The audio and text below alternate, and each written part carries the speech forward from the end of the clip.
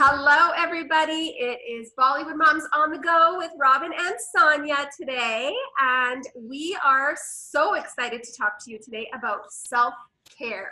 Woo!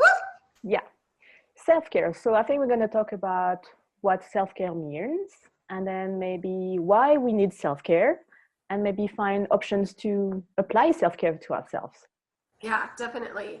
And I think that especially for moms, we are so busy taking care of everybody else around us that often this is an area that is highly neglected.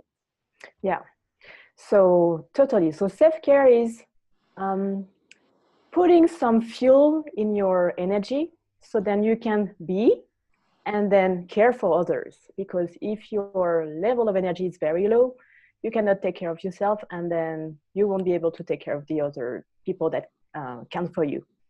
Yeah. And a lot of times people think that self-care is like going to the spa or getting a massage. And that is self-care. But I think that we forget that there are many other little ways that we can practice self-care at home for free that are just as effective and more importantly, more consistent. Yeah. So when I define self-care and I try to find ways to apply self-care to ourselves, I kind of have different categories. And like one part could be physical factors. When you take time to have a good meal, because I know that sometimes when we rush as mom, we kind of like grab something here and there, and then sometimes you should find times to pause and get a nutritious food so then you can get really fuel in your body. Yeah, and obviously exercise is so important. Yes. I mean, I will always advocate exercise. And there's some really important neurotransmitters, you might hear of them called hormones, that are released through your system when you're exercising that actually are natural mood lifters. So those are really beneficial to us. Yeah. Totally. Yeah. Exercise, like going for a walk, going in a fitness class, like be active. So then your body gets pumped up, and then you can't continue doing whatever needs to be done after. And another part that I like to define is also all the emotional factors, is talking to friends and not just like you tiny humans with the same conversation. Mommy, can you do this or that? So like have real conversation with friends or your partner about something meaningful to you. Yeah, I think that, well, I state all the time, and I've probably said it on the videos before, but women need other women. We need sisters in our lives. We need to surround ourselves with people that maybe are in the same position as us, or maybe are not. You know, sometimes we want to hang out with people who don't have kids, and so we can talk about other things and Totally. sort of find our adult selves again. Mm-hmm. And it's also part of the emotional factors, I would say, like asking for help too. When sometimes you're just overwhelmed with whatever is happening in your life and you feel like your energy level is so low that sometimes you have to reach out to maybe friends and moms and other people who can help, but like reach out. That's where you can get like, okay, I can count on you. And then, okay, there is my life. And then I'm so bad at that one. And, you know, like that's my work, right? We all have something that we need to sort of remember to put energy into it. Mm-hmm. And that one for me is huge, asking for help. I really sort of grew up being fiercely independent.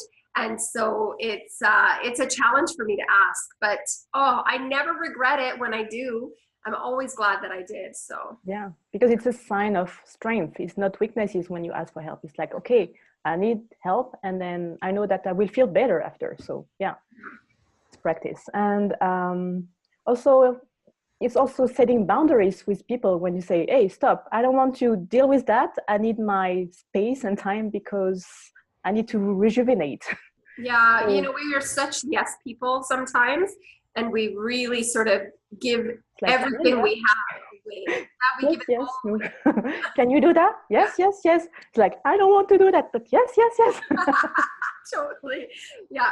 And so, yeah, setting boundaries is so what's the word I'm looking for? Fulfilling. Like it's really the first time you say, and you don't have to be like, no, you can be polite, you can be nice about it and just say, I don't have time. I'm so sorry. Like that's cool. But the other thing is saying no just by itself, because often we feel like we have to tack on a reason or an excuse. But sometimes it's like, I'm saying no because I want to stay home and do nothing. Like sometimes that is the answer, and you don't need to explain yourself in that situation. You just say you can't, and that's the end of it. Yeah, totally. It's really like being selfish because you need that to get your level rise again. Yeah, and maybe changing the idea of what selfish means, right? Like we sort of talked about what failure means a couple videos ago. So it's the same thing. Like our definition of selfish has always been a negative connotation, but it isn't. We just need to shift what the idea of selfish is to us. Yeah, totally. Then another part of self-care could be all the intellectual part, like something that uplifting your mind and not just being like being in your diapers, changing diapers, feeding kids, like something that have meanings for you, like maybe could be like watching any podcasts or audios with some inspiring person, or reading some inspiring books, and or doing something that you like you enjoy, like a passion that really nurture yourself and your mind. Yeah. Always be learning. That I say that all the time. And like Bollywood, when we're dancing, we are getting all of those things because we're filling our soul with our friends. They're all there. We are there together, and we're filling our soul that way. We're filling our mind because it's actually very challenging for your brain, learning a dance routine. And then we're fulfilling our body. So, something like that is how Sonia and I have found it. But each of you will find your own little piece and your own little way of doing it. But yes, find a great podcast and learn something new. Take a class, go to a course, find some time to do those things for yourself.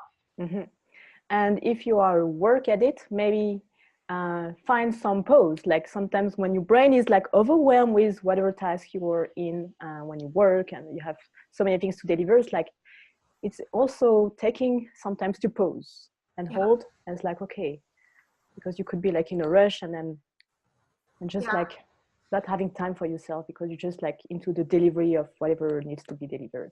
Well, yeah, be more intentional about your days. Stop being sort of a zombie in your days. A lot of people are just getting up and repeating the same process over and over and over again and finding that they're really not happy with that.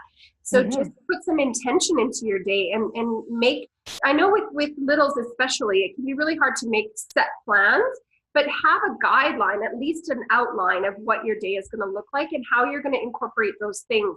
But even just like Sonia said, a pause, a moment of just a deep breath and a release of that breath, and then carry on. Like sometimes that second, taking that moment can really shift the direction of your day. And then another part of self-care, then some people might be a little bit uncomfortable, is all the spiritual factor, like meditation, taking a pause to observe the nature, or if you're really into religion, like reflecting on life and find something that you are connecting with, maybe something higher than you. So it really depends on where people are at with that kind of thing, but it could be something where you connect to just something bigger than you, and you feel like okay. And whatever that looks like for you, right? Everybody has a different idea of what that could be. And it could be as simple as nature or as complex as religion. And so you just need to find your space in that. I think this is all great tools for everybody. Yeah, just find so I think self-care is really to avoid any burnout, any overwhelming emotion. When you do so many things for others, then you take time for yourself and find what fills your soul, your mind, your spirit, so you can be. Because first, we've been being human beings. And then at some point we've been partner and wife, and then we've been absorbed with this role of moms. And sometimes we tend to be like just moms, and not being human anymore. Right. So self-care is really about being human and regain that ability to be. Yeah. So how are you guys doing it? We want to know. Comment below, send us a message, share this video out to the world, and subscribe, and let us know, how are you practicing self-care? Because your ideas could impact another mom's life. You never know. Yeah, we all want to see what you're doing. And so please like the video. You can join our Facebook group, and we would love you to join and have this nice community of moms. Yes. And make sure to like and share the video. And we see you in the next video. Bye.